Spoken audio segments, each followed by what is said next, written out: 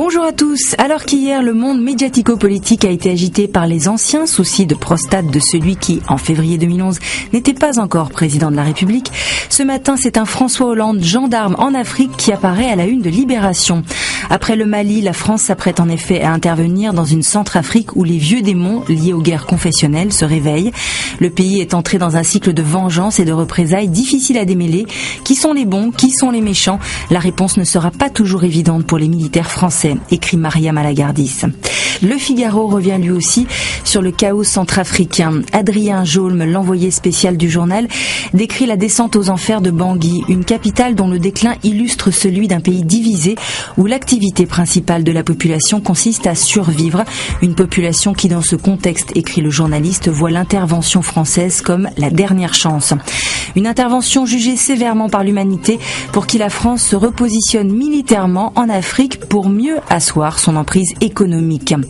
Dans ce contexte où l'on reparle à demi-mot du passé colonial de la France, une figure a ressurgi hier, celle de Paul Ossarès, décédé à l'âge de 95 ans.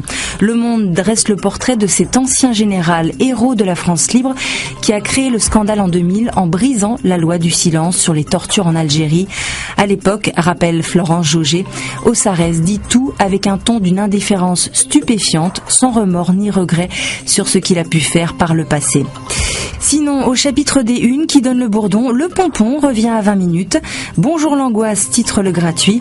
Un sondage révèle en effet le pessimisme des Français qui serait 62% à estimer durable le déclin de la France. Et le même pourcentage estime que les choses vont empirer en 2014. Même morosité à la une des Échos qui évoque cette fois le moral des patrons.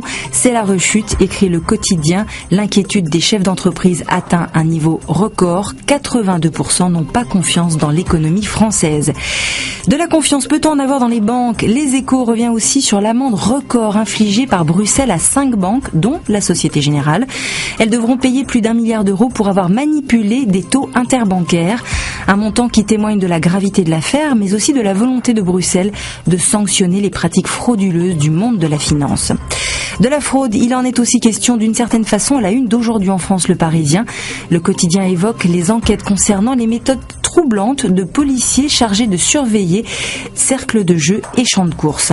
Fraude également dans Le Figaro qui revient sur l'explosion du travail au noir. Cela concernerait 33% des Français, une augmentation inquiétante pour les spécialistes qui pointent les récentes réformes fiscales. Dans le domaine du service à la personne, elles ont renchéri le coût du travail de 12%. Pour terminer, on va quand même évoquer cette victoire hier en foot du club d'Évian Thonon-Gaillard qui a battu 2-0 le tout-puissant PSG. Dans ce match, l'équipe rappelle que les Parisiens sont tombés dans le piège de la suffisance et de la facilité. Encore du foot pour l'image du jour, c'est celle de Brazuca, le ballon officiel de la Coupe du Monde 2014. Un ballon 100% brésilien testé par 600 joueurs pendant plus de 2 ans.